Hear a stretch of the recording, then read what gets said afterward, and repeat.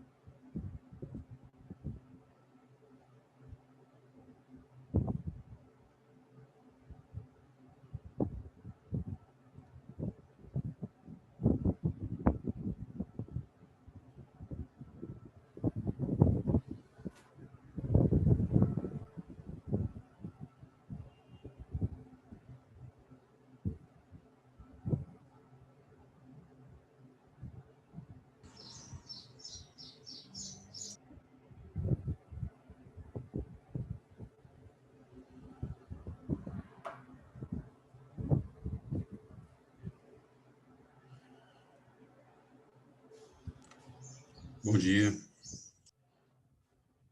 Bom dia. Bom dia. Bom dia.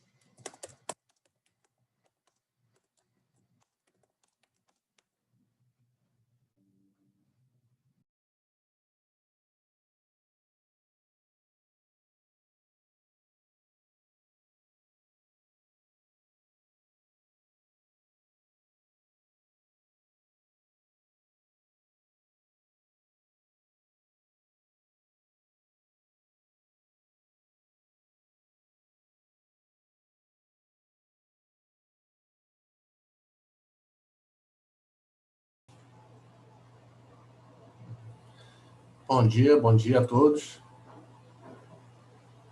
Bom dia. Opa, muito bom dia. Bom dia.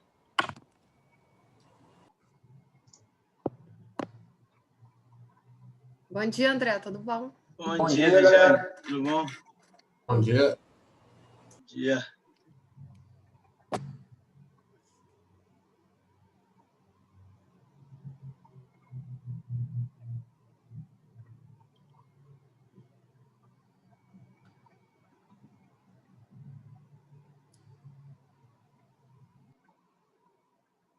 Ah, Regiane, eu vou mudar meu pano de fundo aqui por causa em homenagem ao seu quadro aí. Quadro. É. Aqui em casa é tudo assim. Tem um desse lado, tem outro. É meio. Tem Mulher Maravilha, tem tudo aqui na Aqui. Tem Walking Dead. Isso é bem. Nada convencional. Eu boto de vez em quando, mas eu tomo. No seu pano. Gostei do seu fundo. Mas eu tomo bronca de vez em quando, falo, isso daí distrai as pessoas, não sei o que e tal. Aí...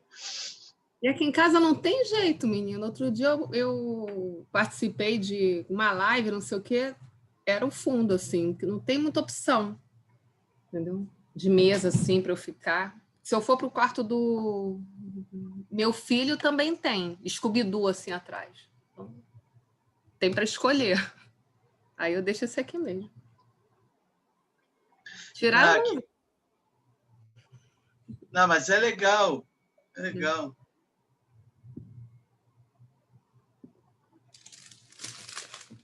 Não sei se vocês viram, foi uma apresentação na ANEL. Eu acho que foi na ANEL, que o cara foi fazer a explanação dele lá na reunião e a apresentação vinha como aquele letreiro assim subindo, Star Wars.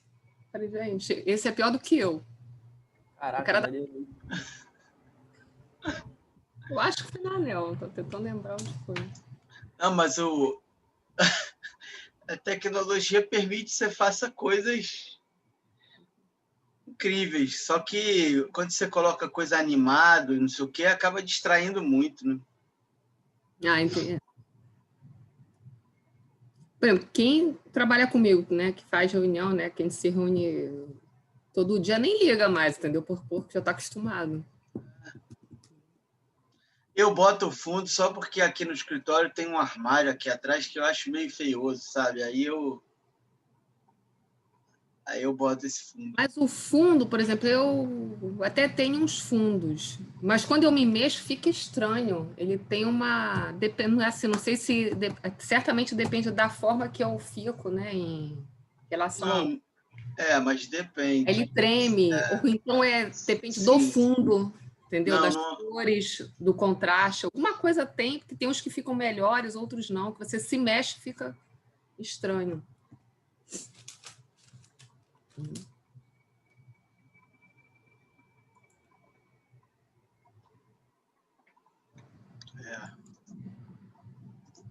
Deixa eu ver uma coisa aqui.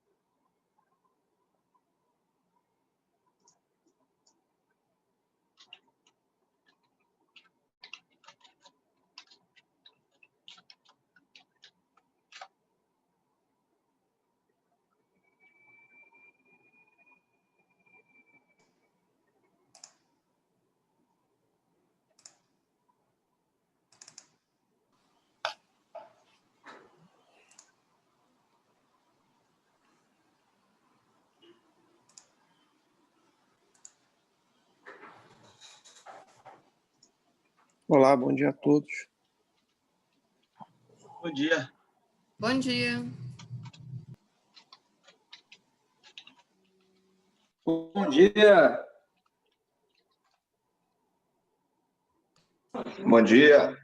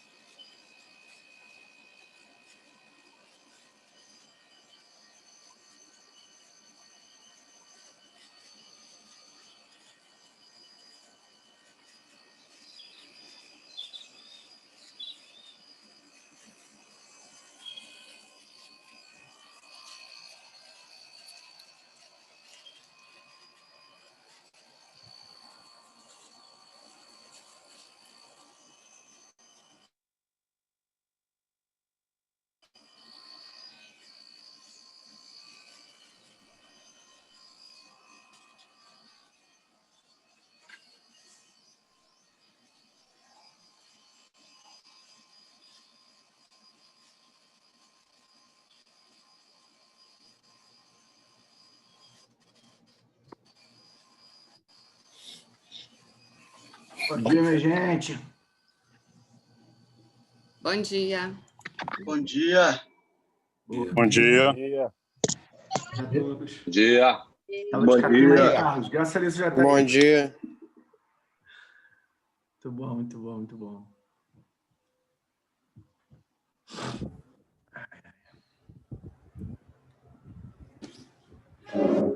Muito bom, muito bom.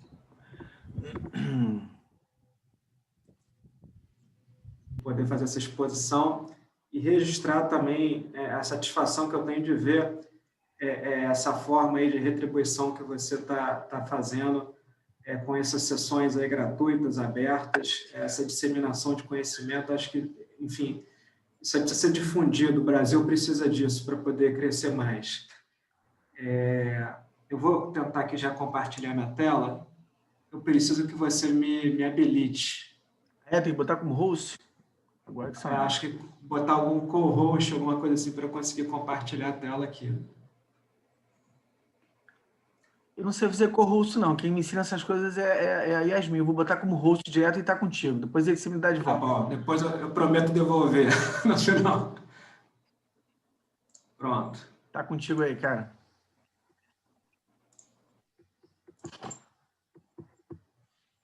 Deixa eu dar aqui isso aqui. Ótimo.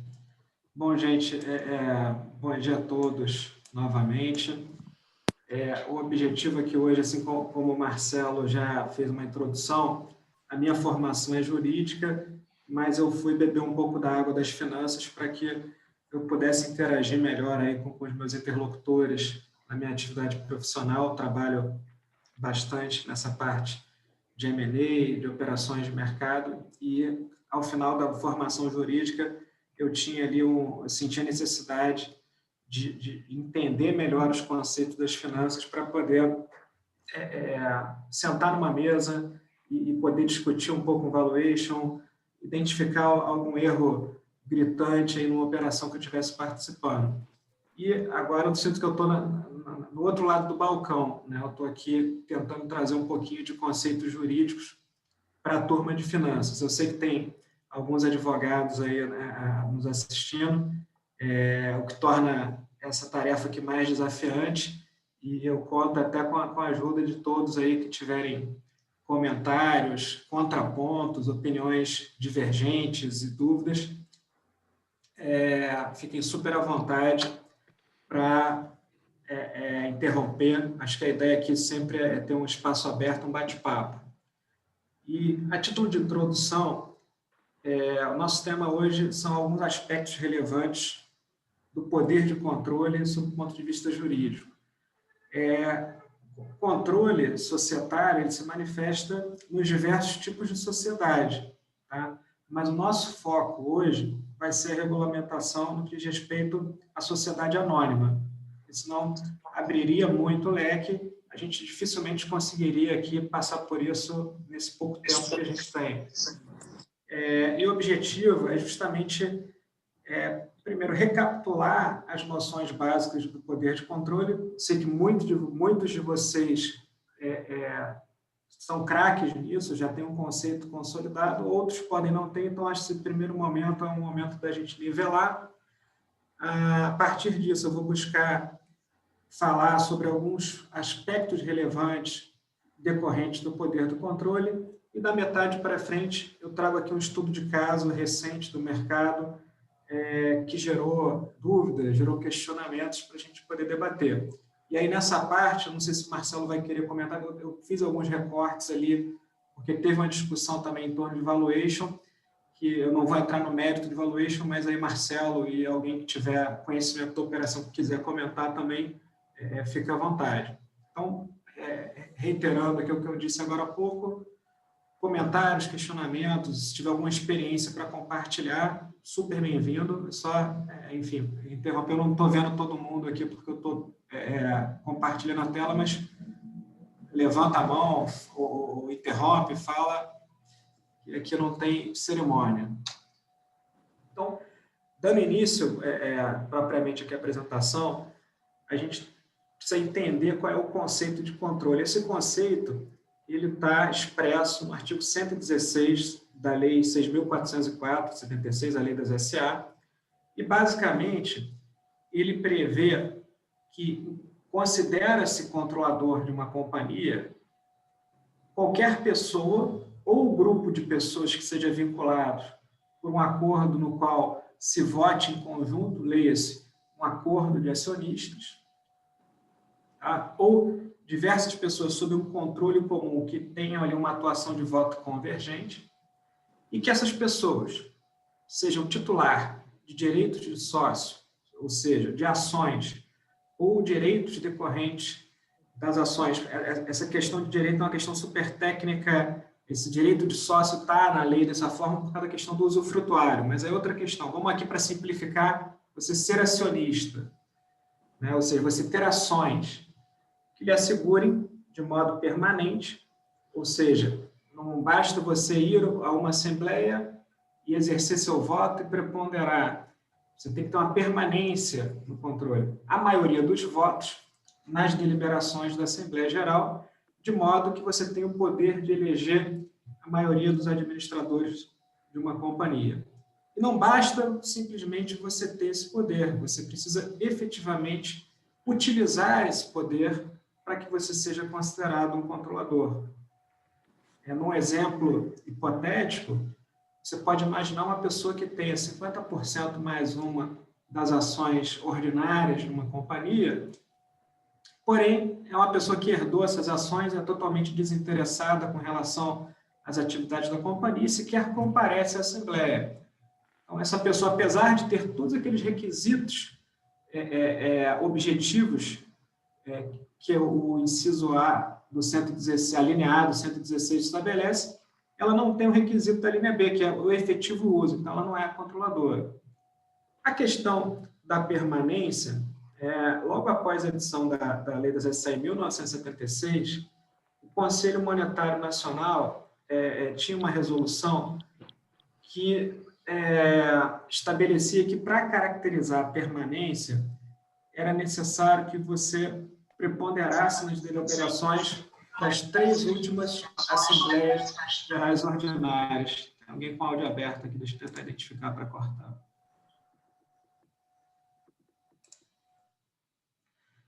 Essa resolução do Conselho Monetário Nacional já foi revogada, porém o conceito dela geralmente é utilizado para se interpretar a caracterização do controle. Então, essa questão da permanência, ela a régua para medir se existe uma permanência ou não no controle é a preponderância nas 3 últimas Assembleias Gerais Ordinárias. E o que é esse tal do poder de controle, né? É o poder do acionista que o detém de fato, impor a sua vontade no âmbito da companhia. Ele que vai determinar a condução dos negócios e vai eleger a maioria dos administradores de modo a ter ali braços operacionais para implementar o seu projeto. Os professores Bulhões e Lamy, que foram os autores do projeto da Lei das SA, ao falarem de poder de controle, eles chegam a comparar o controlador como se fosse o cargo máximo da companhia, quando existe um controlador definido. É um jargão no direito societário para se dizer que a Assembleia é soberana, que a Assembleia é o órgão máximo, mas quando você tem a figura do controlador definido, a Assembleia é meramente algo pro forma, porque apesar de você ter todos os mecanismos de proteção de minoritários na lei, ao fim e ao cabo, o que vai determinar o rumo da companhia é aquilo que o controlador definir. Obviamente que observado certas balizas, que a gente vai tratar aqui hoje também, de atuação. Ele não pode agir contrariamente à lei, contrariamente ao estatuto, extrapolando o objeto, mas dentro desses parâmetros, o controlador é, de fato, quem faz e acontece. E por isso, justamente por isso, ele possui deveres e responsabilidades, que nós vamos tratar aqui também, mas basicamente ele deve pautar a sua atuação visando o interesse social e o interesse também da coletividade na qual a companhia atua, ou seja, os stakeholders. Tá? Isso está previsto em lei, não é algo teórico, uma construção meramente da literatura. E outra importância do poder de controle é que ele também é um elemento vinculado a um gatilho para exercício de direitos por minoritários. Um exemplo seria o tag-along. Outro exemplo seria um eventual medida de ressarcimento por um abuso de poder de controle, por exemplo. Para tentar dar um pouquinho de cor para a estrutura de uma sociedade anônima, né? Até para exemplificar o que eu acabei de falar, você pode ter isso aí, querer simplificar demais, mas tentar tornar um pouco mais visual para que as pessoas entendam os órgãos e os mecanismos de uma sociedade anônima. Então, a gente vê ali no topo, né, exercendo influência sobre a Assembleia Geral, tanto o controlador quanto os minoritários que participam desse órgão, que comparecem à Assembleia para exercer o voto.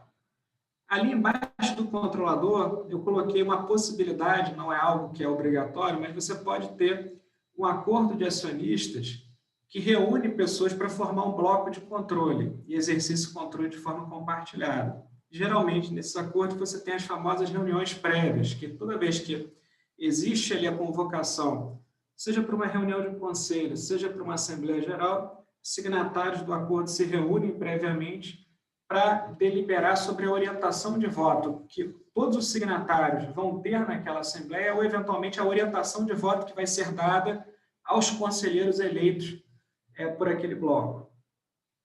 A Assembleia Geral seria ali o foro dentro da companhia onde é formada a vontade da companhia, tá? Ou seja, onde os acionistas manifestam seus votos e o resultado das deliberações acaba desdobrando na formação de vontade da companhia. Ali eu coloquei também como uma forma não obrigatória, tá? Porque não é obrigatória para todas, mas para a companhia aberta a auditoria independente, que serve ali, ela é externa, ela não está diretamente ligada, mas ela serve ali como um fator de revisão, de opinião sobre as demonstrações financeiras para auxiliar os acionistas na deliberação sobre as demonstrações na Assembleia, por exemplo. Logo embaixo da Assembleia, nós temos o Conselho de Administração, que também não é um órgão obrigatório para toda a companhia aberta para a sociedade de economista mas companhia fechada, que não exerça uma atividade regulada que exija um Conselho de Administração, não é obrigatório. O Conselho ele pode ter diversos órgãos de assessoramento, os famosos comitês, e embaixo do Conselho a diretoria. A diretoria que é o órgão que, de fato, representa a companhia, que está ali no dia a dia para tocar as atividades. O Conselho Fiscal também não é um órgão obrigatório de toda a companhia, mas que estaria ali entre a administração e a Assembleia, que é um órgão que fiscaliza se a administração está exercendo a sua tarefa dentro da legalidade e opina sobre determinadas questões, sobre as demonstrações financeiras, as contas dos administradores, determinadas operações de reorganização societária, tudo isso o Conselho Fiscal tem que examinar e opinar para que todo esse pacote seja levado à deliberação pela Assembleia. Então, falando aqui assim bem resumidamente, na estrutura, isso aqui é coisa que você demora 6 meses em uma graduação estudando, né? Entrando em detalhes. Mas voltando para o nosso tema, que é o controle, eu quis aqui representar, porque isso tem a ver com o caso que a gente vai estudar hoje, quantas ações são necessárias para se controlar uma companhia, tá?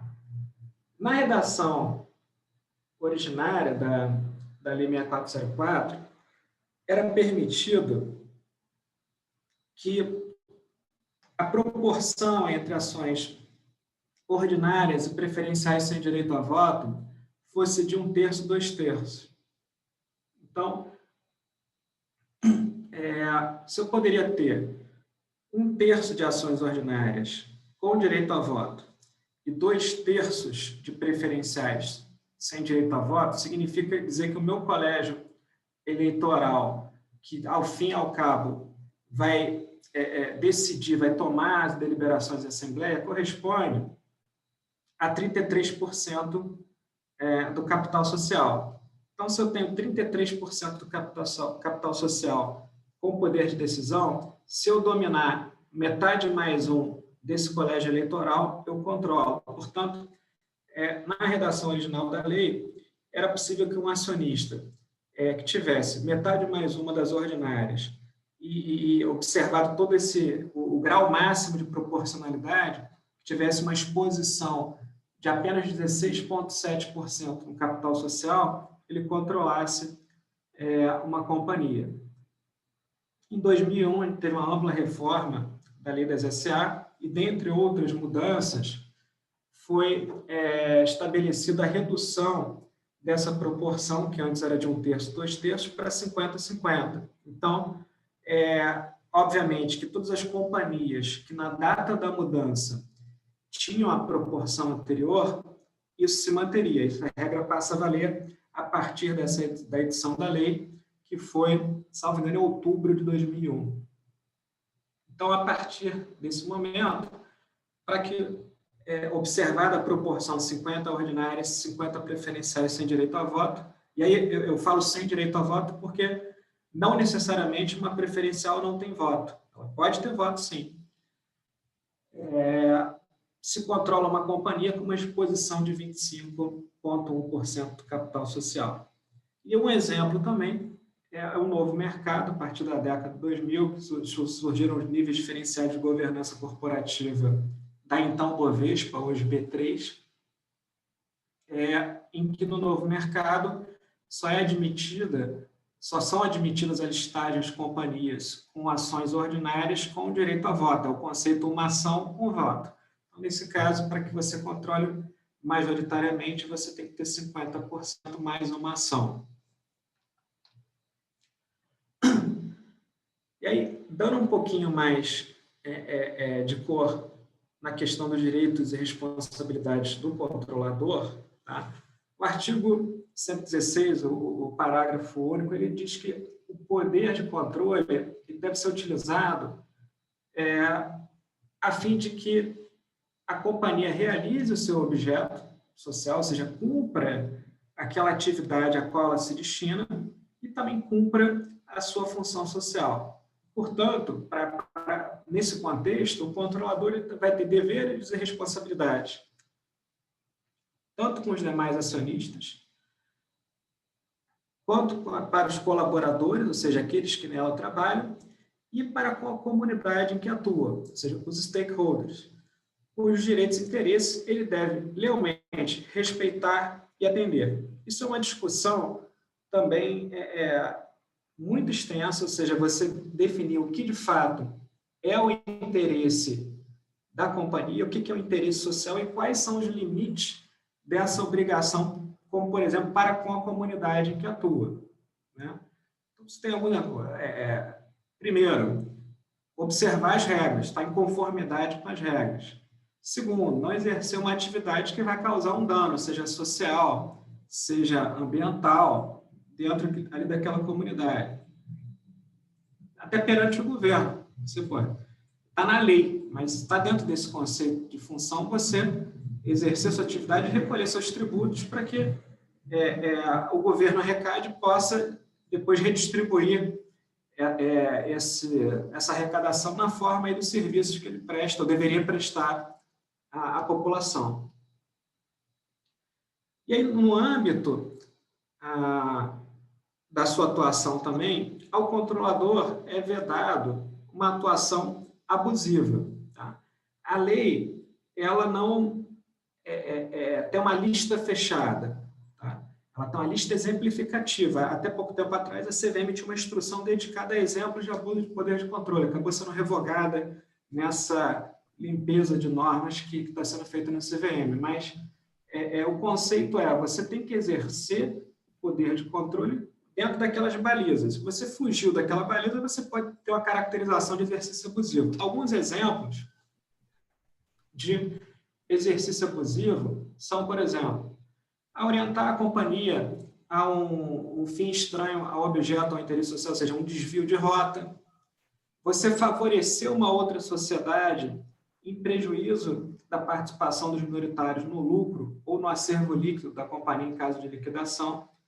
Ou seja, você tem aqui uma companhia que você tem minoritários, e aí você vê uma oportunidade de negócio, por exemplo, e você direciona essa oportunidade para uma outra companhia em que você tem uma participação maior e, portanto, capturará mais riqueza. Isso é uma forma de favorecimento e um abuso de poder de controle. Promover a liquidação de uma companhia próspera, ou seja, uma companhia que dá resultado, uma companhia que cumpre o seu objetivo, o controlador decide liquidar para depois construir um negócio semelhante com outra estrutura de capital. Eleger um administrador ou um conselheiro fiscal inapto para a função. E também contratar com a companhia em condições não equitativas. A famosa aí, que é um grande problema também do direito societário, que são as transações com partes relacionadas. Quais são as modalidades de exercício do poder de controle? A clássica, que decorre da leitura do artigo 116, que foi a primeira lâmina, é o controle majoritário. Ou seja, aquela pessoa que tem 50% mais uma das ações com direito a voto, ou seja, isoladamente, sem qualquer questionamento, vai controlar a companhia. Dentro desse conceito de controle majoritário, existe ainda a modalidade compartilhada. Eu posso não ter 50% mais um, mas eu tenho ali 2 acionistas, ou 3, ou 4, ou 5 acionistas que, em conjunto, formam um bloco que lhes garante um controle majoritário. Esse bloco ele deve ser formalizado por um acordo de acionistas arquivado na sede da companhia, na forma do artigo 118, e também caracterizaria um controle majoritário. Então,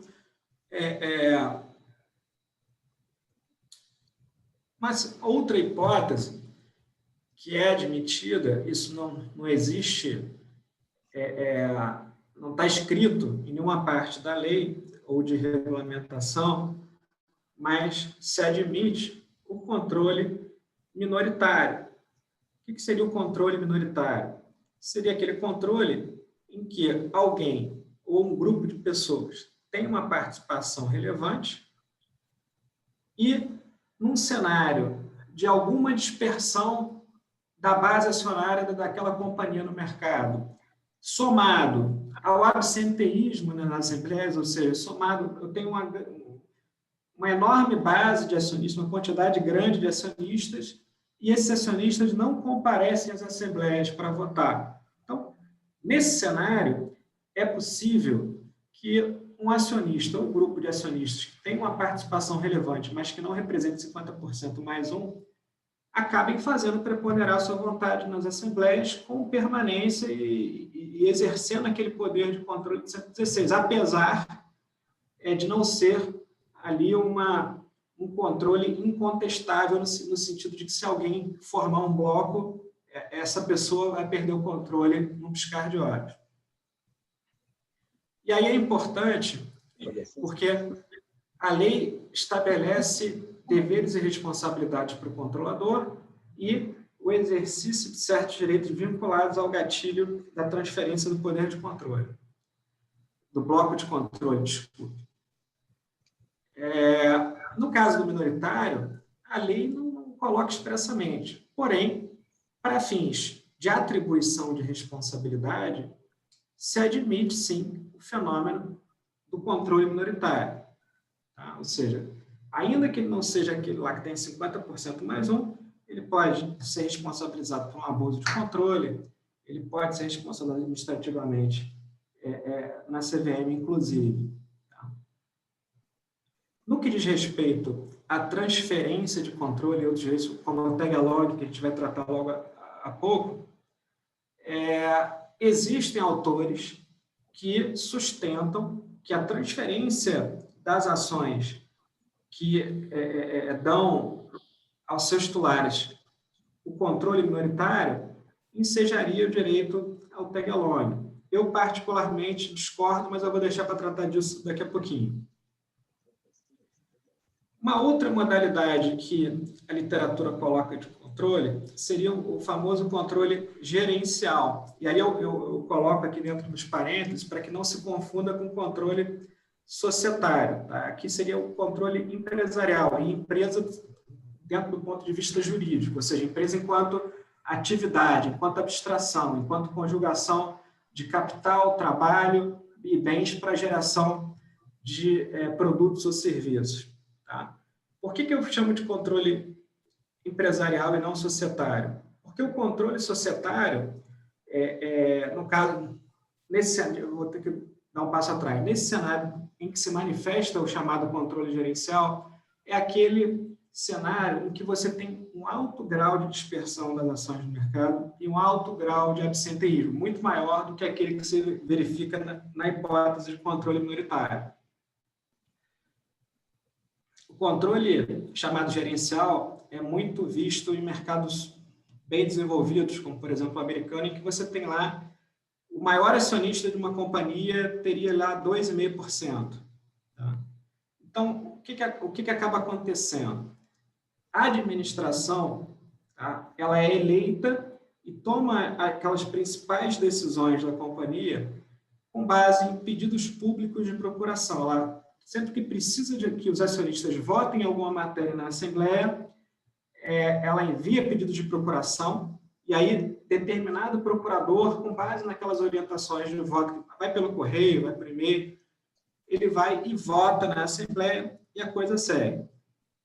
Porém, o titular do direito de voto é o proprietário da ação, não é o administrador. Por isso que eu diferencio do controle societário, que nesse caso não existe, o controle está disperso, do controle empresarial. Quem controla a empresa, quem controla a atividade, são os administradores. Como que eles controlam?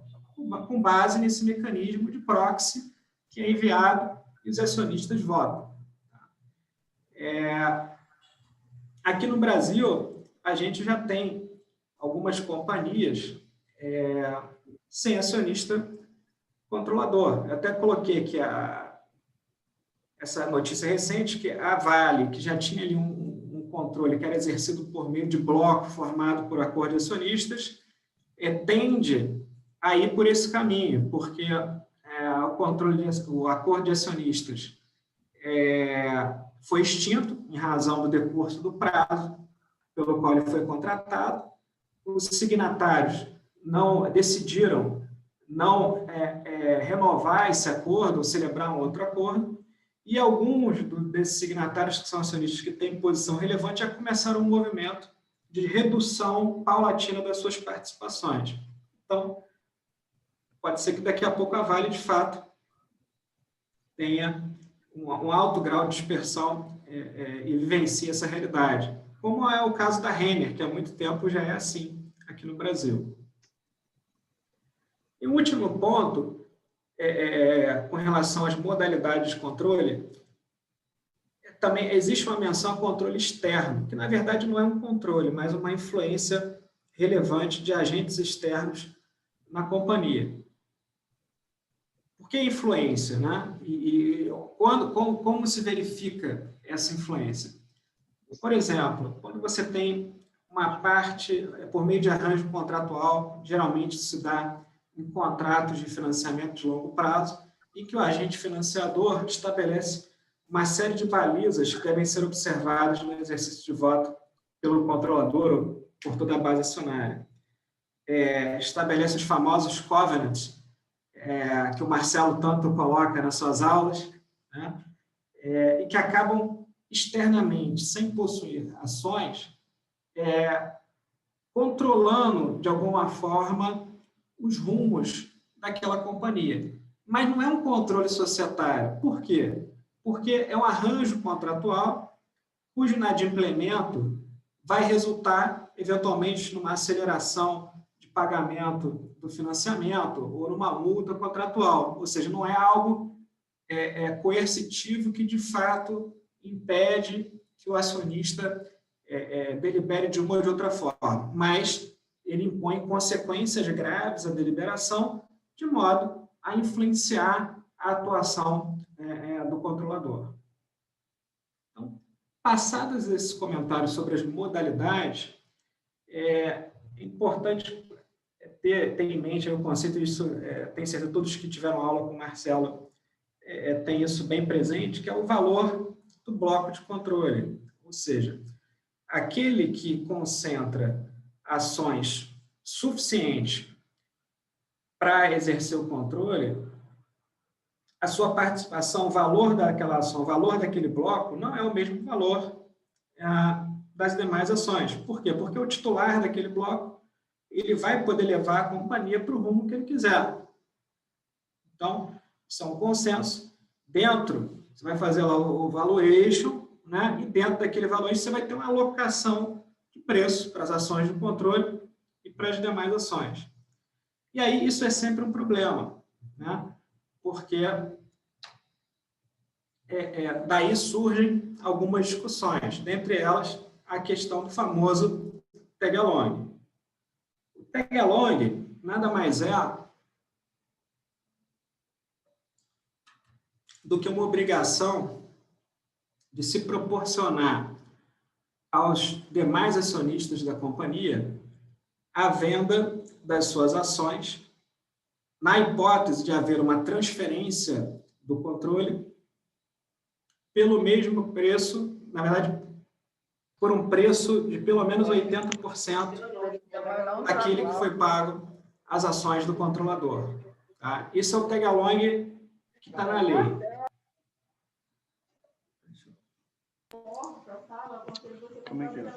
Vou botar aqui quem tiver. Pronto. É porque eu estou falando com o Ted Rola.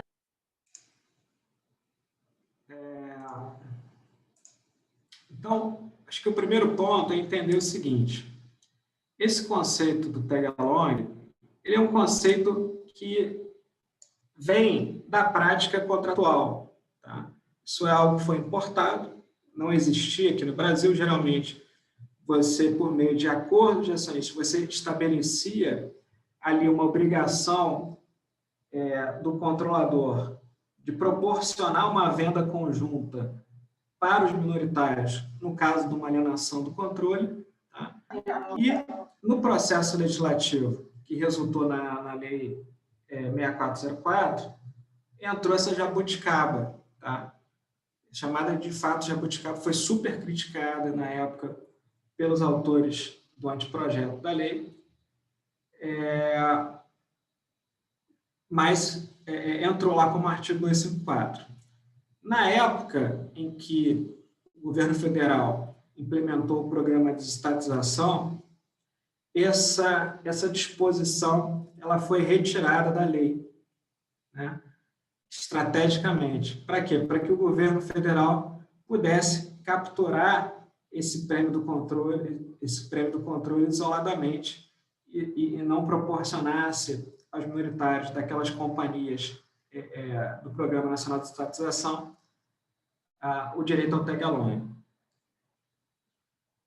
E aí, se pegar o histórico, né, ela volta, o tag-along volta para a Lei 6404 alguns dias depois do leilão da Vale, que foi o último daquela etapa do programa de estatização. Aí volta como artigo 254A, e esse artigo ele estabelece a obrigação, tá, para o adquirente do controle de realizar uma oferta pública, tá, destinada aos demais acionistas da companhia, e que essa oferta pública deve prever o pagamento de pelo menos 80% do preço pago às ações do controlador para as demais ações da companhia. Isso é o tag-along legal, que está na lei. Tá? Isso vale para a companhia aberta. Tá? Companhia fechada, essa regra não se aplica. Tá? Então, se você tiver um tag-along numa companhia fechada, ele vai decorrer ali de um arranjo contratual, de um acordo de acionistas.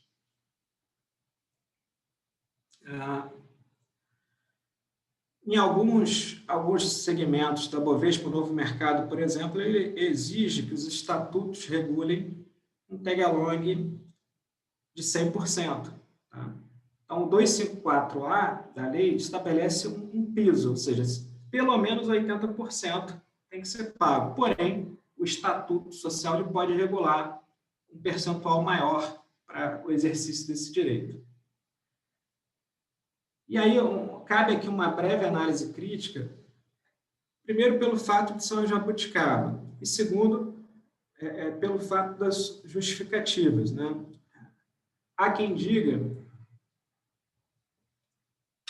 há quem justifique o tag-along como uma indenização ou uma forma de saída para os demais acionistas em razão de uma quebra da estabilidade do controle, ou seja, parte-se do princípio que o minoritário adquire uma ação porque ele enxerga naquele controlador que exerce o controle naquele momento uma pessoa que vai dar o direcionamento adequado para os negócios da companhia. Uma vez que aquele controlador está deixando de ser controlador, está vendendo suas ações, ele teria o direito a uma saída. Tá? Para mim, essa justificativa ela não é válida, porque a lei estabelece as hipóteses de direito de retirada e bastaria ela colocar ali uma retirada específica. Uma outra parte da literatura que defende o tag-along sustenta que haveria ali uma socialização do prêmio de controle pelo fato daquele controlador ter sido bem-sucedido e ter chegado onde chegou com o apoio financeiro dos minoritários que apostaram no projeto. Para mim, também não se justifica na medida em que aquele controlador colocou bem mais recursos financeiros do que os minoritários, e, além disso, ele tem ali uma série de deveres e responsabilidades nas costas que os minoritários não têm. Mas, a despeito da minha opinião pessoal contrária às justificativas do tag-along, o fato é que está na lei e que deve ser cumprido. Mas fica aqui o registro dessa análise crítica, porque a gente não pode simplesmente ler as coisas e engolir, a gente tem que exercer a nossa crítica até para formar opinião e, eventualmente, numa alteração, essa coisa ser modificada. E como é que se caracteriza, né, a alienação do controle para fins de se exigir o tag-along? Atualmente, né, até hoje, essa caracterização está bem representada num voto do então diretor Pedro Marcílio, no caso que ficou famoso, que é o caso da Companhia Brasileira de Distribuição, a CBD Cassino, que foi justamente a operação no qual o Cassino adquiriu o controle da CBD por meio de uma operação faseada, mas que, ao final, ela já estava tudo contratado na largada, mas a transferência das ações ia ocorrer em fases. E, ao final, o Cassino se tornaria controlador. Naquela hipótese, a CVM decidiu que sim, ainda que estivesse faseado, já estava tudo contratado, portanto, teria o tag-along. Mas nem essa a relevância para mim desse caso. Acho que esse ponto é importante para você ter essa baliza de, mesmo que o controle, a virada da chave não ocorra no D0,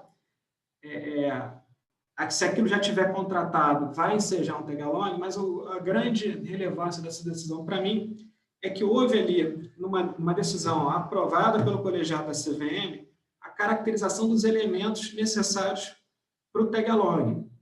O voto menciona que deve haver, primeiro, um titular de ações com direito a voto suficiente para garantir o controle, com base no 116, ou seja, o controle majoritário. Que essa pessoa entregue ações para um comprador e que o comprador pague um preço por essas ações. Parece simples, parece trivial, mas esse conceito é super importante, porque ele é utilizado até hoje em muitos casos em que ocorrem operações societárias que resultam na alteração da estrutura de controle, porém, não por meio de uma compra e venda. Em caso de reclamação de investidores na CVM, o colegiado se pauta nesse conceito para estabelecer se é o caso ou não do tag-along. Então, questões envolvendo tag-along na CVM, a gente tem, por exemplo, o problema quando você tem um bloco de controle, né, que controla uma companhia por meio de um acordo, e você tem alteração aqui, uma venda de participação de um dos signatários desse acordo. Ou seja, alterou o controle da companhia, foi transferido o controle da companhia de modo a ensejar o tag-along. No caso Copesul, a CVM entendeu que não, porque o controle é exercido pelo bloco. Então, o bloco ele continua exercendo de forma coesa com base no acordo. Se um dos signatários só mudou, isso não altera o controle, não há uma transferência de controle, porque aquela pessoa sozinha ela não controla a companhia.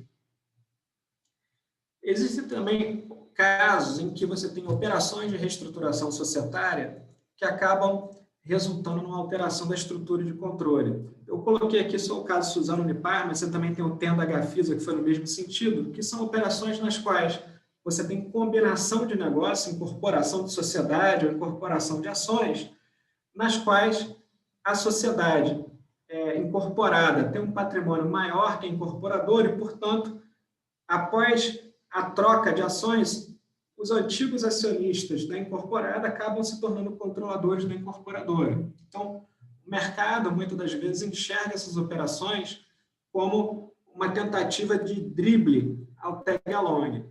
Mas a CVM tem mantido o entendimento de que quando tem ali uma justificativa econômica, é uma operação societária típica e, portanto, não é o caso de disparar um tag-along. Outro problema interessante foi o caso Telco, TIM, em que você tinha um controle minoritário da TIM Itália, que era controladora indireta da TIM Participações no Brasil. Quando houve a alienação desse bloco de controle minoritário lá na Itália, houve uma reclamação na CVM, foi um caso assim, muito emblemático, porque foi decidido por maioria e com cada diretor consignou as suas razões de voto com justificativas diferentes. No caso TIM, entendeu-se que não houve ali uma alienação de controle para fins de disparo do tag-along e evidenciou também um outro problema que diz respeito à valuation, nesse caso de alienação indireta, porque, e aí eu volto aqui 2 casos atrás, o 254A, ele abrange tanto a alienação direta quanto indireta do bloco de controle. Tá? E aí, nos casos de alienação indireta, o caso TIM jogou ali a lente para um problema relevante de valuation, que é a alocação de preço. Né, Marcelo? Quando você tem ali uma holding consolidadora de vários negócios, se você não tem ali um valuation específico para cada braço dela, e aí vamos lá que seja um direito ao tag-along. Qual o preço que foi alocado para aquela companhia aberta ali específica, de modo a se calcular o valor a ser pago pelas ações dos minoritários? Isso é um problema relevantíssimo e de difícil solução. Vai ter muito laudo aí para poder justificar isso. Um outro ponto ali interessante a anotar é que naquelas companhias em que você não tem um controlador definido, né, é possível que se exerça uma aquisição originária de controle. O que é ação originária? Nada mais é do que alguém que vai comprar no mercado, vai escalando participação e acaba se tornando controlador de uma companhia que não tinha controlador anteriormente. Ou que também acionistas com participações relevantes acabam se unindo num novo acordo e criem ali um bloco de controle do zero numa companhia que não tinha um controle anterior. E nesse cenário de companhias sem controlador definido, em que a administração acaba exercendo aquilo que a gente chamou, entre aspas, de controle gerencial, você tem uma dinâmica um pouco diferente, na medida em que a eficiência da administração vai pautar a estabilidade da sua manutenção no poder. Por quê? Uma companhia com ações negociadas em mercado, imagina-se que tenham vários analistas olhando esse papel, entendendo o negócio da companhia. Se a administração formal, é óbvio que esses papéis vão ser penalizados, vão ter uma precificação ruim no mercado. Isso abre oportunidades para investidores experientes que conseguem enxergar valor naquela companhia, conseguem enxergar uma possibilidade de adquirir um controle, dar outro rumo para a companhia, ou até mesmo desmontar a companhia. Era muito comum, se você olhar a literatura dos anos 80 e até meados de 90 nos Estados Unidos, os takeovers, né, os chamados corporate raiders, que eram pessoas que, o mais famoso é aquela gestora KKR que está no mercado até hoje, eles olhavam ativos que estavam mal precificados, mas que às vezes que se você desmontasse o negócio e vendesse parte dele, você conseguia monetizar melhor. Então eles iam lá, encontravam esses alvos, faziam uma tomada hostil do controle, depois desmontavam e vendiam parte dos negócios. E o que é a tomada hostil? A tomada hostil nada mais é do que uma aquisição de controle não solicitada pela administração, não é negociada. Você já vai ao mercado, você lança uma oferta para toda a base acionária. Se houver adesão da base acionária a essa oferta, você acaba adquirindo o controle no mercado com base numa oferta considerada hostil. Hostil porque não foi solicitada, não foi negociada com a administração.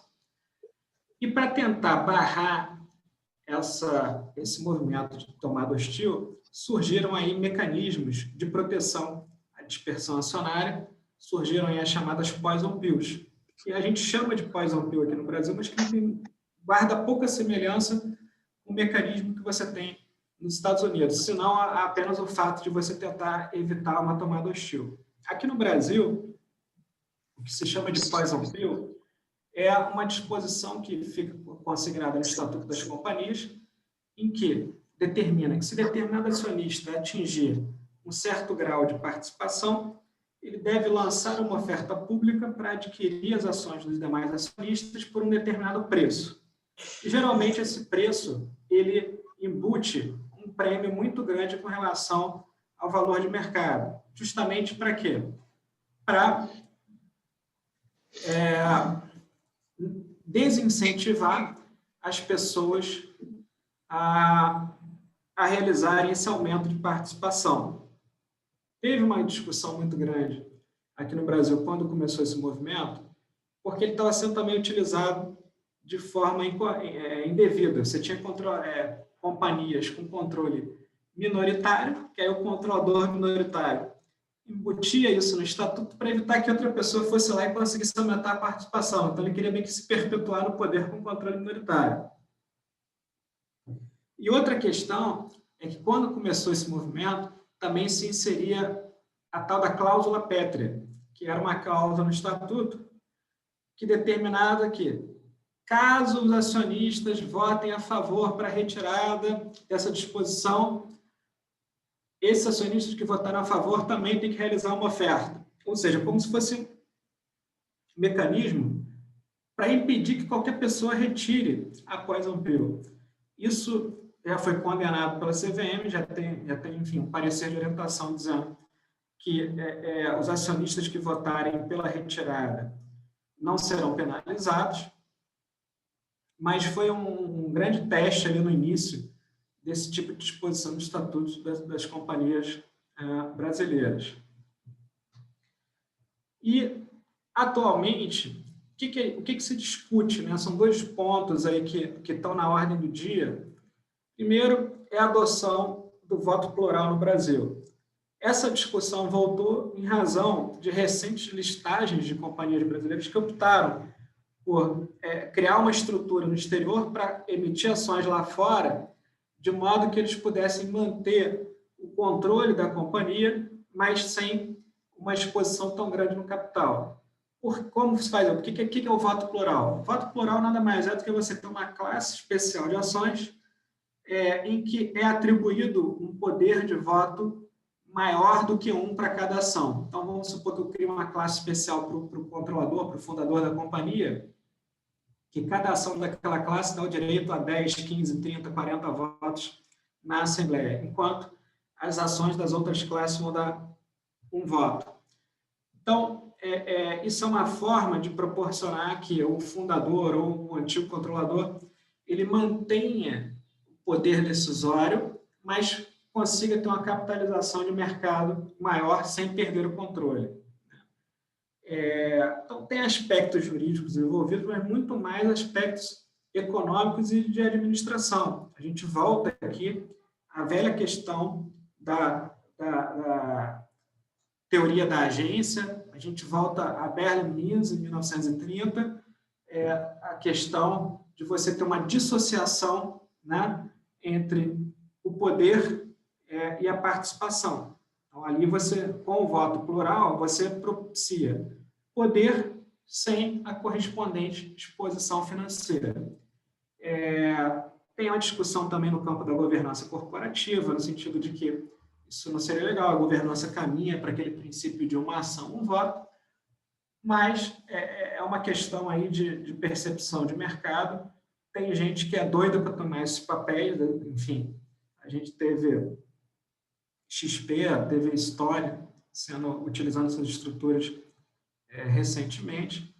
Então, acho que esse tema pode mudar recentemente, eu acho que o mercado está um pouco mais maduro e de modo a permitir um voto plural. E aí vai caber a cada acionista essa decisão de submeter esse regime ou não ao adquirir o papel. Quem não tiver afim, não compra, né? E outra questão também é a limitação do número de votos de cada acionista, que é uma outra forma de se desestimular uma concentração de ações, se desestimular que alguém assuma um controle definido de uma companhia, que é uma disposição estatutária. Vamos supor que uma companhia que tenha aquele conceito de uma ação, um voto, estabeleça que cada acionista poderá exercer o voto correspondente até a 15% do capital social, independentemente do número de ações que ele tem. Então, isso vai desestimular uma pessoa a adquirir mais do que 15%, porque ainda que ele tenha lá 30%, 40%, o voto dele vai ser limitado aos 15%.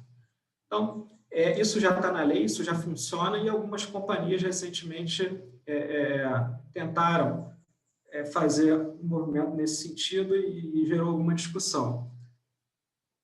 Então, são duas questões aí que, para se refletir melhor, duas questões que estão na ordem do dia para ficar atento. E aí, passando para a parte final, que eu acho que eu já estou aqui avançando bastante no tempo, a gente começa o estudo do caso, que foi justamente a tentativa de tomada de controle da STT pela Eneva. E aí são pontos relevantes aqui para discutir, porque houve uma tentativa hostil, tá? Uma tentativa não negociada. Tem uma particularidade, porque a STT ela tem um controlador definido, mas a estrutura de capital dela permitiria, existe ali um mecanismo jurídico que permitiria que essa operação, ao fim e ao cabo, fosse decidida por acionistas não controladores. É isso que a gente vai discutir nesse breve estudo de caso. No dia 1º de março, a Eneva enviou uma proposta de combinação de negócio, endereçada ao Conselho de Administração da STT, uma proposta não solicitada e não negociada previamente, portanto, caracterizada como uma oferta hostil. Nessa proposta, né, haveria uma incorporação ou uma incorporação das ações da STT pela Eneva, e a relação de troca ia prever um pagamento parte em ações e parte em dinheiro. Ao final da operação, os acionistas atuais, à época, na verdade, da STT, receberiam 22,58% do capital da Eneva. Passou ali um mês e meio, mais ou menos, de troca de correspondência para lá, troca de correspondência para cá, algumas interações entre assessores, né? No início ali a STT estava um pouco quieta, a Eneva mandou umas 2 cartinhas ali pedindo resposta, e aí começaram ali pedidos de informações adicionais, reuniões, até culminar na decisão do Conselho de Administração da STT, no dia 19 de abril, pela recusa, pela rejeição da proposta da Eneva. E aí, quais foram as justificativas? Resumidamente, tá? O Conselho entendeu que, na estratégia da STT, ela teria mais capacidade de gerar valor para os seus acionistas do que a operação com os negócios combinados com o da Eneva. Tinha uma questão ali de filosófica também, em que os ativos da STT são de energia renovável, e ali ela tem um apelo à ESG atualmente.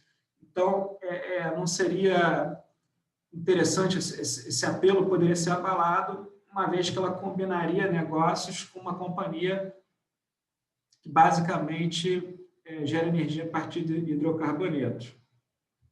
E tem a parte aí que o Marcelo pode comentar, se ele tiver interesse nas próximas slides, que a avaliação também teria subavaliado a ES, né? É o famoso 3 para mim, do Pica-Pau, né? 3 para mim, 1 para você. 4 para mim, 1 para você.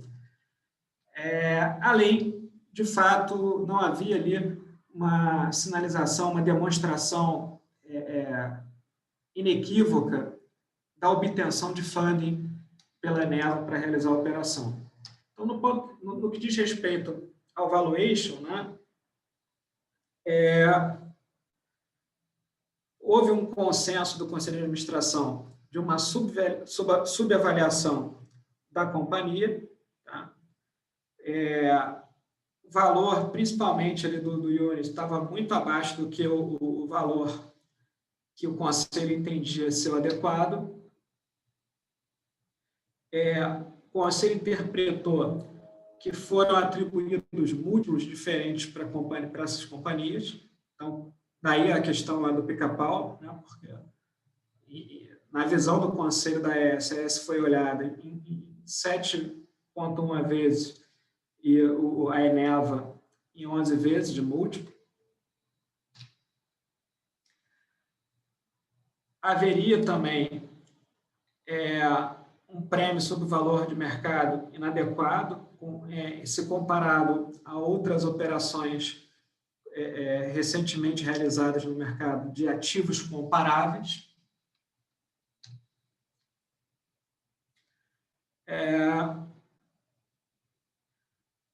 Também haveria ali uma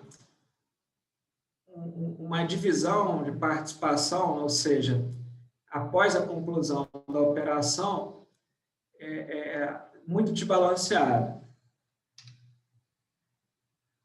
Como argumentos finais também, ela entendeu que haveria ali um momento oportunista, uma vez que, por razões de mercado, a ação estava muito abaixo do preço-alvo de consenso dos principais analistas que cobriam o papel, ou seja, o papel, de fato, estava barato no mercado, e que haveria ali uma transferência de valor para os acionistas da Eneva, uma vez que a geração de caixa da ASTT ia ser utilizada também para pagar compromissos aí assumidos pela Eneva, portanto, deixariam de ser distribuídos aos acionistas da AS sob a forma de dividendos ou de aumento ali do patrimônio da companhia e passariam a ser diluídos na estrutura de negócios combinada.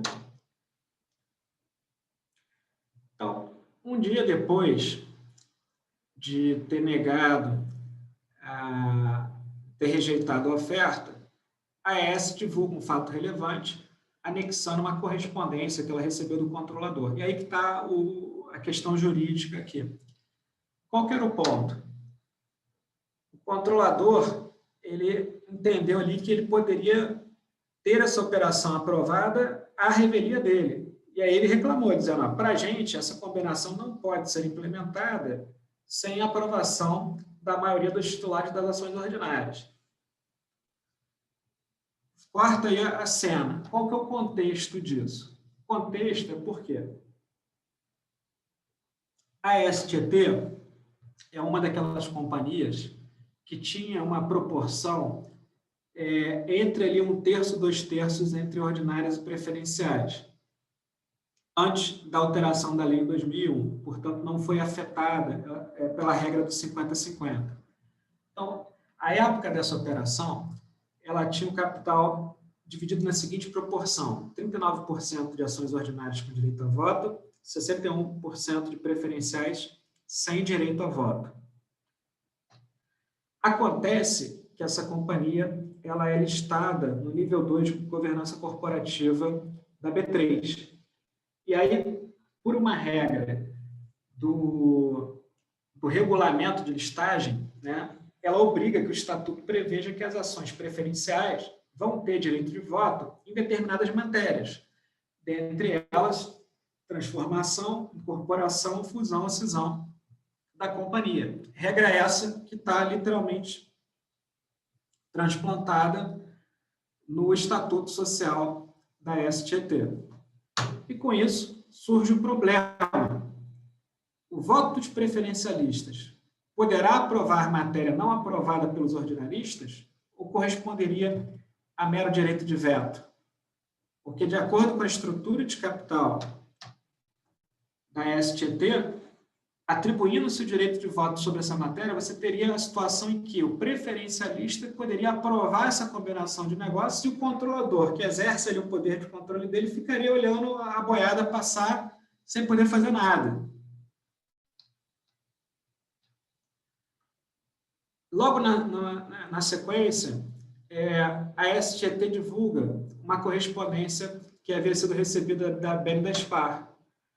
O que a BNDESPar fala? A BNDESPar era uma acionista relevante, ela tinha tanto ações ordinárias quanto preferenciais, e ela manifesta o entendimento, tá, de que, a despeito do Conselho emitir ali a sua opinião sobre a operação, em razão dos deveres fiduciários da administração, deveria ser convocada uma assembleia para que os acionistas deliberassem sobre aquela potencial operação, uma vez que são eles que deveriam decidir ao fim e ao cabo, né?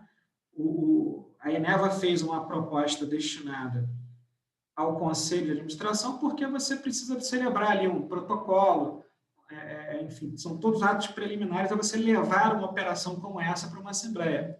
Mas o ponto do BNDESPar é super válido, porque se ao fim e ao cabo essa operação interessa aos acionistas, eles que vão decidir, ainda que o Conselho entenda que não deve fazer, que não é uma boa operação, quem deveria decidir isso ao fim e ao cabo são os acionistas. Então, o BNDESPar manifesta-se no sentido de que isso deveria ser levado à Assembleia, pelo menos celebrar ou não o protocolo, avançar ou não com a operação.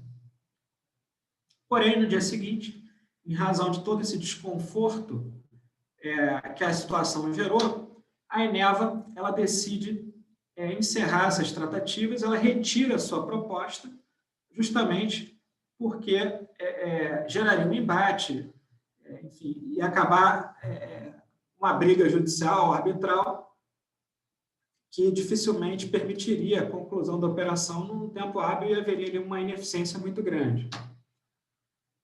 Logo, enfim, dias depois, a Bolsa ela envia um ofício para todas as companhias listadas no nível 2 a respeito da interpretação dela sobre essa regra de votação. No entendimento da Bolsa, ela explica, primeiro, que aquela regra buscou garantir uma representatividade do minoritário em assuntos relevantes na vida da companhia. Tá? E, em razão disso, não se pode, né, em razão do que está disposto no regulamento, que acaba sendo transcrito nos estatutos das companhias listadas no nível 2, não pode haver uma restrição de voto das preferenciais em caso de incorporação. Isso alcança qualquer incorporação. Então, no caso das companhias listadas na B3, primeiro, na visão da Bolsa, é uma escolha, tá, do próprio controlador, adesão ao nível 2 e adaptação das regras daí decorrentes, e a própria estrutura de capital da companhia.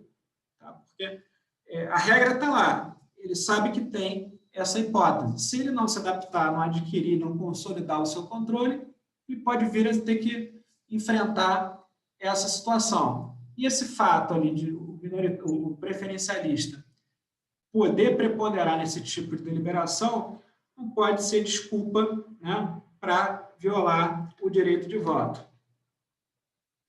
Nisso ficou aquele período ali de silêncio, aí a controladora da STT ainda mandou uma carta para a Bolsa, dizendo que não concordava, enfim, expondo seus argumentos. Lá em julho, ou seja, entre finalzinho de abril e julho, nada aconteceu. Em 23 de julho, o BNDESPar já estava num processo competitivo público, né, para desinvestir parte da participação que ele tinha na STT. Então, estava ouvindo propostas. Então, aproveitando essa oportunidade, a Eneva fez uma proposta para o BNDESPar para obter o apoio do BNDESPar para lançar uma nova oferta. Então, ela fez uma outra formatação de uma operação parecida e que garantia ali um prêmio de 10% sobre o valor de mercado da STT naquela data de 23 de julho. 4 dias depois, a Eneva melhora um pouquinho a oferta, ela sobe o prêmio para 17%, porém, no dia seguinte, o BNDESPar declina dessa proposta e anuncia a venda de participação para a controladora, que aumenta a sua participação na STT. Então, passou ali a ter uma participação relevante entre ordinárias e preferenciais, de modo a consolidar o seu poder e, enfim, conduzir os negócios da STT. Esse caso foi um caso de uma tentativa de takeover frustrado, mas que levantou dúvidas, né, e questionamentos legítimos sobre o alcance e a aplicação do regulamento do nível 2 da Bovespa e das disposições estatutárias deles decorrentes. E é um caso que a gente não teve ali uma solução definitiva, né, porque acabou tendo uma solução de mercado. A Eneva tirou a oferta dela, porque viu que não seria eficiente, tentou ali uma segunda etapa com apoio do BNDESPar, mas que também não foi bem sucedido, porque o BNDESPar decidiu vender a participação dele para a S-Corp, que já controlava a STT. Então, houve ali uma solução de mercado, isso não chegou aí para uma arbitragem ou uma decisão judicial definitiva sobre o caso, mas levou ali levantando dúvidas importantes, e a Bolsa teve a oportunidade de colocar já o posicionamento dela, que aquela atribuição de direito de voto não é um mero veto, é de fato um voto que as pessoas podem sim, os preferencialistas podem sim vir a decidir uma questão a depender da estrutura de capital. Se tiver um controlador que se pautar só em participação ordinária e houver essa desproporção anterior à Lei 10.303 de 2001, você pode vir a ter uma situação em que o preferencialista vai acabar decidindo e preponderando em determinadas matérias em detrimento do controlador. Então, meus amigos, eram essas questões que eu queria trazer aqui para vocês. Como eu estava aqui transmitindo, não sei se alguém levantou, se tem alguma questão, mas a ideia é ter um bate-papo e foi um monólogo. Então, acho que aqui está aberto para a gente bater um papo aí, se tiver uma questão. No chat, a Jane colocou uma dúvida lá. Se você acessar o chat, você vai enxergar o ponto que ela propôs. Opa, agora eu estou vendo. Peraí. Tá, ela Regiane. Fez 2 perguntas ela. A comparação com com a situação em que não existe controlador, quando a empresa se torna corporate. Regiane, você pode me falar a comparação com relação ao quê? Porque eu só estou vendo o chat agora, eu não sei em que situação você fez essa pergunta. Oi, Carlos, tudo bom? Bom dia. Primeiro, parabéns pela tua explanação, super rica, assim. Aí eu... Não, é porque isso foi lá no começo, você estava apresentando, né, porque quando tinha controlador, como que funcionava, deu o exemplo de como funcionavam as assembleias, né? Mas que eu trabalho na Light, né? Então, no ano passado, nós fizemos um follow-on, e aí é justamente essa situação, né? Porque a gente deixou de ter um grupo controlador, né? Mas a gente não tem mais acordo de acionistas, né? E mudou muita coisa, né, para a Light. Era só para você em brevemente, né? A gente acha que foi muito melhor. Nesse caso, Regiane, você não tem ali uma alienação de controle, né? Porque, como a gente pontuou, a régua ali para você definir se teve ou não uma alienação de controle são aqueles parâmetros que a gente tem no precedente do caso CBD Cassino, né? Então, você não tem ali alguém que tinha ações de controle vendendo para outra pessoa que adquire essas ações de controle e paga um preço por elas. O que houve foi um follow-on, uma emissão subsequente primária de ações, um aumento de capital, ou, eventualmente, um primário secundário, em que aqueles ativos... Foi secundário só. Colocam ali o dinheiro no bolso. Secundário, foram os dois. Isso. Então, parte foi aumento de capital, parte foi dinheiro no bolso do antigo controlador ou antigo signatário do acordo de controle. Foi vendido assim, para o mercado, não teve uma pessoa específica que adquiriu. Portanto, com essa redução de participação dos antigos controladores, eu não sei se hoje, né, ali ainda tem algum controle notário, eu não estudei a Light recentemente, mas vamos supor que não. Tá?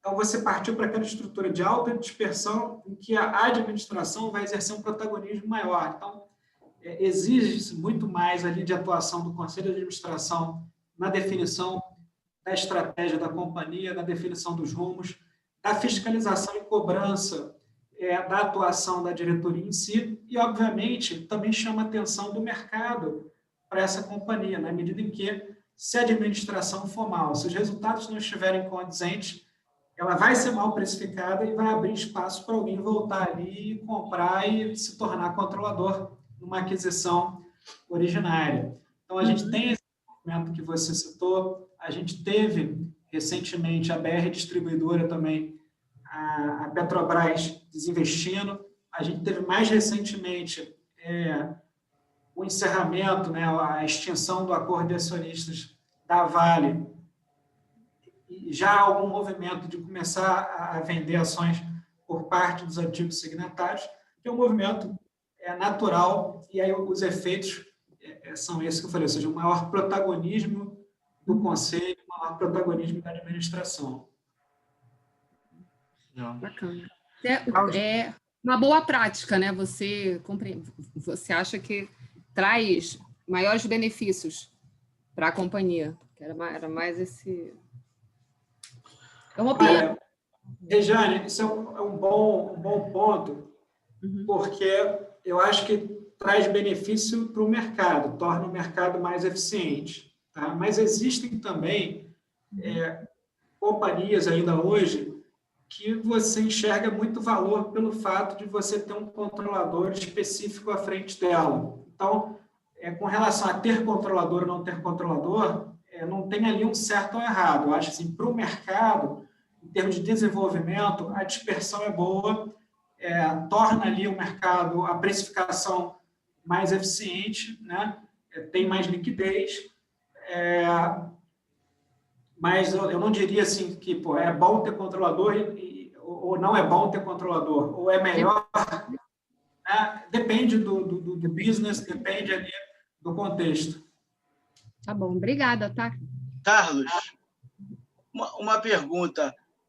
As ações preferenciais, elas ainda têm a característica de serem exigíveis? O que você diz com exigíveis, André? Porque no sentido de poderem ser recompradas pela organização a qualquer momento? Olha, ser recomprada, qualquer ação pode ser se você tiver um plano de recompra de ações para manutenção de tesouraria dentro daqueles parâmetros ali que a CVM estabelece de percentuais e de limitação de reservas, etc. Não sei se você está confundindo aí com a ação resgatável, que é aquela ação que é enxergada como dívida que em determinados prazos ou em determinadas situações a companhia resgata essas ações. Não. Não estou fazendo essa confusão, não. É porque eu vi num determinado material que as ações preferenciais teriam essa característica. E existe um debate, inclusive, eu não sei se isso está desatualizado, por isso que eu estou te perguntando, que efetivamente quem detém as ações ordinárias que seria detentor permanente de uma cota da empresa, e por que as ações preferenciais poderiam ser exigidas numa recompra, seria como que você ser sócio temporário de alguma empresa, visando efetivamente a motivação de quem compra uma preferencial, que é ter a preferência na obtenção dos dividendos distribuídos. Então, eu só estou levantando essa bola porque, se isso é válido, se de repente não gera um ponto de conflito com essa até regulamentação do mercado aí do nível 2 da B3. Olha, André, não é bem assim, não. Não sei qual o contexto que esse material que você acessou ele foi editado, talvez ele tenha algum contexto específico. Antes disso, só registrar aí, Marcelo, estamos com a ilustre presença aqui também da Maria Luísa, atual assessora do colegiado da CVM. Uma honra, Maria Luísa. Oi, Carlos, tudo bem? Marcelo, tudo bem? Uma honra assistir. Tudo bom, querida? Queria parabenizar o Carlos pela excelente exposição aqui. Boa. Mas, voltando ao André aqui. André, o que acontece? Você pode dividir o capital do MSA, você pode emitir tanto preferenciais quanto ordinárias. Tá? A preferencial, o plus dela é que você pode tirar dela algum direito político, tá? Não é uma regra, de novo, você pode ter ações ordinárias e preferenciais e ambas terem direito de voto, mas a lei permite que você retire da preferencial algum direito político em contrapartida ao acréscimo de algum direito patrimonial, que pode ser, por exemplo, uma modalidade específica de dividendos. O cardápio é amplo. Tá? Você pode ter aqui uma exposição só sobre tipo de ação e formato de dividendo. Você pode ter dividendo fixo, dividendo mínimo, dividendo cumulativo. Você pode ter também preferência para receber em relação aos outros acionistas em caso de liquidação da companhia. Então, assim, você tem uma gama de direitos patrimoniais que você pode atribuir a uma preferencial em contrapartida à diminuição do direito político. No contexto de finanças, o que isso significa? Significa justamente você possibilitar uma capitalização de mercado maior sem perder o poder político. Aí que surgiu essa ideia da preferencial. Ou seja, eu vou emitir aqui um tipo de ação, uma espécie de ação, em que o interessado nela está mais interessado ali no retorno financeiro ou no dividendo ou naquilo que ela atribuir do que ir lá e votar e interferir na definição dos rumos da companhia. Então, a recompra de ações, ela é um programa que a companhia aprova e, a depender ali da condição de mercado, ela pode comprar ordinária, pode comprar preferencial, enfim, depende de como o programa foi aprovado. Que aquelas ações, o preço está baixo, a própria companhia compra e mantém tesouraria para poder reforçar ali o papel. Você também tem a questão das resgatáveis, que é uma ação que já nasce ali com um atributo, com uma quase dívida, né? Porque ela gera para o seu titular o direito de ser resgatado, de ser pago o preço e a ação ser cancelada, né?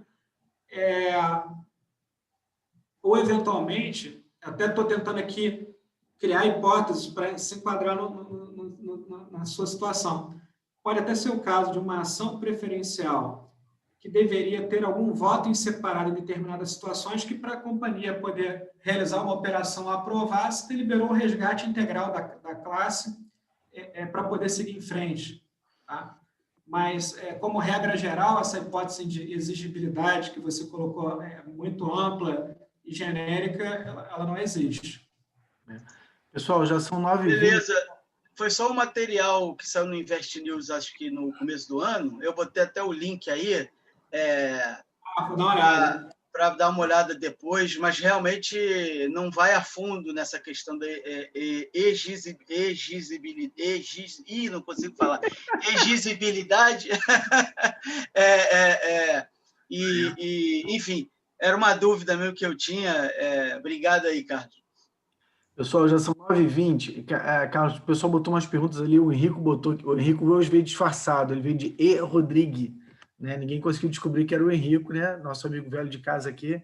Ele botou uma pergunta lá e o Rafael Pina também, mas como o horário já estourou, depois vocês puderem entrar em contato direto com o Carlos, ele está fácil no LinkedIn, claro, Carlos, eu estou imaginando que você está se disponibilizando a responder as perguntas da galera aí, né? Claro, prazer. Beleza, cara. Carlos, brigadíssimo, foi muito legal. Você trouxe um tema super atual, esse bate-papo aí da STT com a Eneva, de julho de 20, mais atual impossível. Muito legal a introdução que você fez, ele deu uma balizada na rapaziada e trouxe aí o caso real e o fecho, ficou muito legal mesmo, cara. Te agradeço profundamente. E aí, todo final a gente tem a chamada visual aí, que a gente libera a câmerazinha, dá aquele sorrisão, né, para a gente poder tirar foto e divulgar. Fala, Alexandre Mitai, boa! Bora, Lucas Caminha aí, bota o rostão para jogo aí. Cara, de só não complica, né, Marcelo? Vamos lá, gente, ó, tirar nossa fotinha aí, ó. Bora, Lucas Caminha, só você que tá faltando aí da primeira live, moleque. Bora! Opa, vou ficar devendo aí, cara. Eu tô com a câmera ruim aqui. Até tentei aqui, mas tá tudo preto. Lucas é do programa da UERJ também, prestigiando, bacana. Show de bola. Sorrisão aí, sim, foi excelente aí a apresentação, hein? Segura aí, rapaziada. Segura o chat aí pra gente poder sair foto. É 1, é 2, é 1, é 2. Foi o primeiro grupo aí. Vamos só pegar a segunda leva aí. Pera aí. A página 2 aí, o sorrisão, Diana, Rayana, vamos lá, 2, 3 e pronto. Márcio, o seu cabelo sempre me espanta. Eu acabei de acordar, bicho, eu tô aqui assistindo, mas hoje eu nem me arrumei direito, véio. Aí você falou, tem que tirar foto, vamos tirar foto, não reparei então. Não, cara, pra mim tá legal, Márcio. Carlos, muito obrigado, tá? O Carlos, eu posso distribuir pro pessoal aquela apresentação que você me mandou, ou você fez alguma modificação? Não, eu notei aqui que uma data ali daquela linha do tempo tem um dia de diferença. Eu vou corrigir aqui e te mando. Tá bom, então. Manda, então. Mas obrigado novamente aí, Marcelo, e parabéns aí pela iniciativa. Foi bacana e agradeço a todos a atenção aí e não terem voltado para cá uma questão tão aí fora da realidade das finanças do dia a dia de vocês. Não, fantástico, cara. Obrigado, Carlos. Obrigado a todos. Muito bom, obrigado aí a todos. Valeu, Carlos.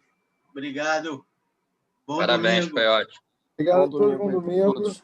Tchau, pessoal. Fica com Deus. Tchau, gente. Bom dia. Tchau, pessoal. Bom domingo. Bom dia, pessoal. Bom dia a todos. Um abraço.